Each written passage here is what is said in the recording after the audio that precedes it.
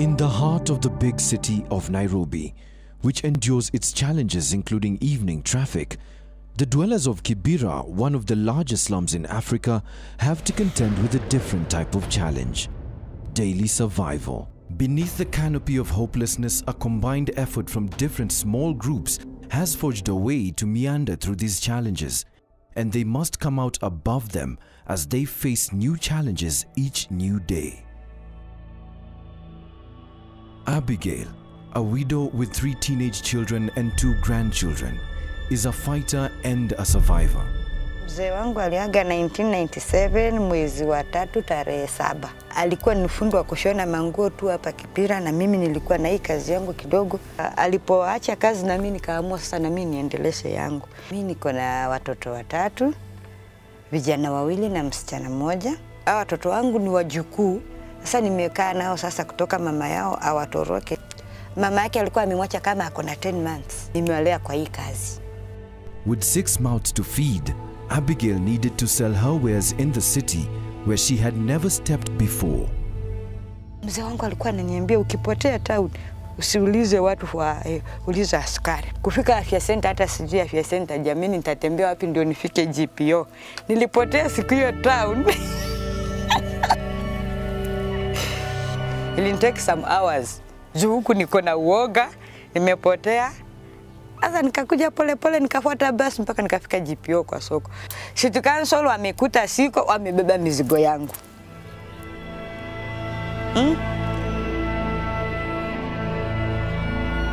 TWA nilinisaidia, nilijifundisha kompyuta. Wamenisaidia. Mama huwa ananunua bisi zangu akienda nazo kuuza ng'ambo. Ndiye alianza kuniambia, Abi nimeona uko na vitu vizuri na mbona huuzi? Nilikuwa najidharau for sure, sisemi uongo. Alianza kunionyesha vile naweza kwenda soko, na nilianza na exhibition ya carnival. Nikawa ninafuata wengine kama tu kondoo. Lakini saa hii mimi niko mbele. Saa hii hakuna kitu kinanishinda huko, lakini nilifurahia wenyewe walinirevusha. Tena wanatupea loan, lakini wanapeana pesa kidogo sana. Juu wanakupea 10,000. Napenda kazi yangu, ndio ninajisimamia naye, ndio ninalipia naye nyumba, nakula na ndio inajiendeleza. Sasa ile soko iko mzuri, ninauzanga 30,000 ama above. Wenye unakaa na wao hapa karibu, ndio ndugu zako, ndio kila kitu chako. Kama singejifundisha hii kazi, sasa hii ningekuwa wapi? Najua ningeshakufa juu ya stress. Gender-based violence is not uncommon in Kibera, and neither is child abduction. It was in 2007 when he started beating me up, which forced me to the hospital. He told me that he will kill me, and he told me that I don't have value. By that time, he had already fled the child home. When he locked me out of the house, it's when now I started seeking help. I went to the children's office, they called the father and summoned him. Clan also summoned him. Later, I heard that the child was taken to Mombasa. I traced for almost 1.5 years, and I searched. People are all quiet. Nobody tells me anything. I'm just in darkness. He ended up demolishing my houses. I also had a plantation of sugarcane. Decided to sell the land together with the permanent house. With no one else to turn to, Millicent hanged on her last thread of hope. I just saw a crew office written Center of Rights, Education and Awareness. And I went there, talked to the advocate, told her everything. The crew office helped me to process this. They took it to the matter to the court. He was summoned. Then he said that the child is in Mombasa. He's learning in Mwamdudu Primary School. In Mwamdudu is where I discovered that my child was in an orphanage. So I got that my child was in a terrible life. Terrible life.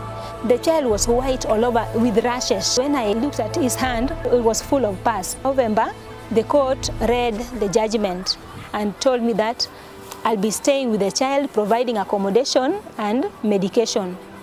And the father is to provide education. He's supposed to give me 5,000 every month for maintaining the child. I really appreciate what crew office has done to me, because I was really sad before I got my child, because I teach other people's children, and I become happy when I have children around. I was asking myself, my child, where is my child? Who is teaching my child? Millicent and Abigail can now face the future together with much hope. While in the farm as a boy, Joseph Kamau always knew one day he would be a successful businessman. Na mzee mwingine alikuwa ameajiria kazi ya kukamua ng'ombe. Nilifanya miaka kidogo, nikajiwekea pesa kidogo nikaanzia biashara. Sikuona kama inanipeleka vibaya, inanipeleka tu vizuri. Sababu inanisaidia kulisha familia. Sitalisha familia peke yake, lazima nikuwe na akili ninunue plot, nijenge ndio niweze kuhama huko nyumbani niende pahali yangu. Siku hizi vitu vimeenda bei kali. Juu nao maisha ninakwambia ni gumu, si kama bereni.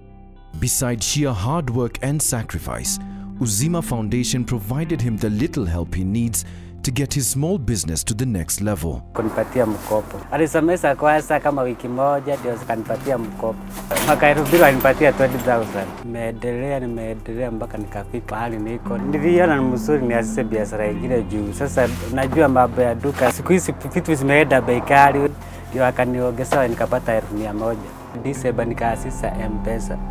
Kila wiki naweza save 500. Hii inakusaidia baadaye. Nunua ploti, nimejenga karibu hata nimalize hiyo nyumba. Baada ya miaka 2 ama 5 nataka kuwa nanunua maploti nikiuza sasa. Naye mimi nafanya bidii sana. Nitafika bidii yangu itafanya nifike. And now Joseph Kamau, a farm boy, can smile knowing that every step counts towards achieving his dream. Coming from a rural area and without any skills, Mercy Anyango was forced to become her niece's nanny for 4 years. Mimi ndo nilikuwa last born, babangu aliretire kama bado sijamaliza shule. Niliachia form 2. Hapo nilikuwa na stress, singeweza kufanya kila kitu, nilikuwa sina mbele wala nyuma. So marafiki walinitoroka, nikabaki peke yangu, like nilikuwa lonely. Only armed with basic education, Mercy was casually introduced to the Kenya Girl Guide Association, and she knew this was her door.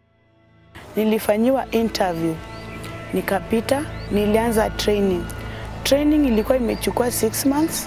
Niliingia kwa production, nilianza kuproduce nguo za Kenya Girl Guides and Kenya Scouts. 2010 niliitwa na walimu wakaniambia kwa bidii yangu mzuri nimekuwa qualified as community worker / supervisor.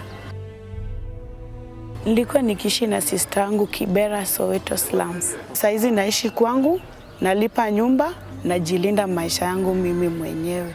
Naweza pea parents wangu least 1,000 in a month. Nimeshukuru Kenya Girl Guide Association, imenisaidia sana, ilinitoa from nowhere to somewhere. Saizi naweza simama mbele ya watu niongee na confidence, even my self-esteem is high. So next year January naenda shule ili at least nikuwe na certificate ya form 4. Naenda university or parallel daystar pale. My aim was to be a teacher or a lecturer. With the high level of insecurity and joblessness, Ghetto FM has embarked on sending a message of hope to the youth of Kibera. Ghetto FM, hello. Kuna vipindi kadha. Watu wengi ambao hutupigia, kuna wengi wapo kazini, wanaishi katika maeneo haya. We try to empower the youth. Kuwahimiza kwamba wapate kutia bidii maishani. We have a positive impact on the youth. Wakirega maisha yatawalemea. Unakuja na something that is going to help someone somewhere. At least you encourage the youth and you make them realize actually the meaning of life. Sasa asidari kunajua ni information development. Waliangalia wakaona chombo maalum ambacho sasa kinaweza kikapitisha ujumbe kwa wananchi ni kupitia kwenye redio. Ndiposa redio ilipata kuanzishwa na kwa sasa kuna miradi kadha ambayo hasa tumepata kumulika. Since it began, it helps in terms of marketing. Most of our buyers, they are coming because of Ghetto FM. Kuna features pia ndio utoa katika hiki kipindi kiwango cha kitaifa. You end up field kufanya hizo features, anything that affects the society. Pia kuna mambo ya haki ya watoto. Tunajaribu kuleta wale elites wale decision makers katika masuala labda tuseme masuala ya afya. Na I'm at 4 AM, I don't regret waking up that early. Here there is something naweza jivunia. Ghetto FM 99.9, amplifying the voice for the voiceless.